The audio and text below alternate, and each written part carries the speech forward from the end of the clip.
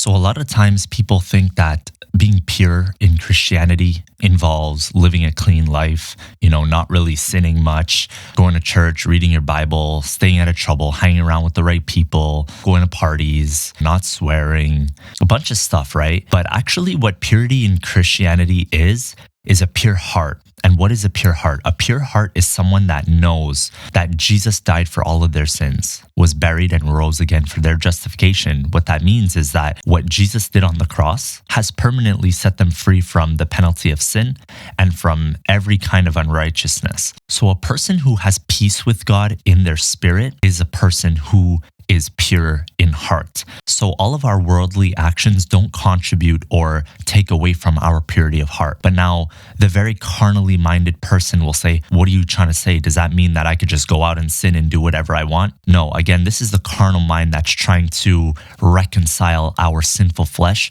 with the holy righteousness of God, which can't be done. It could only be done by the blood of Christ. That's why a pure person realizes that they could only approach God on the basis of the blood of Christ and through the righteousness of Christ.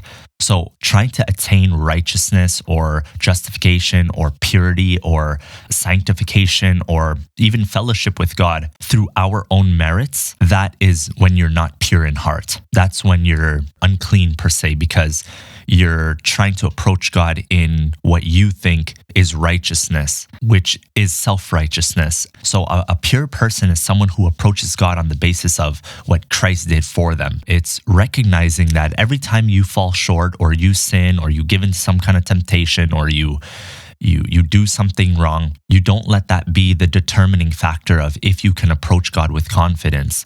It's always approaching God with confidence, whether you think you're having a good day, which even your good days are actually terrible days.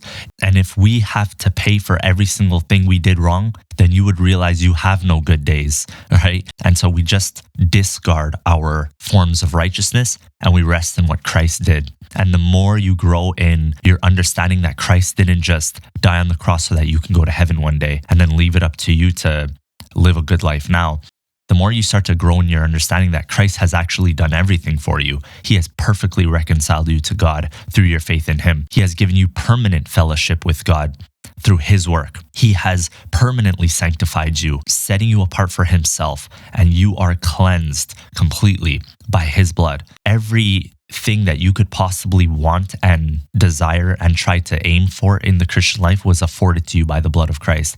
The one who starts to gain understanding around this body of truth, that's the person who will begin to experience the freedom and the purity that the Bible is talking about.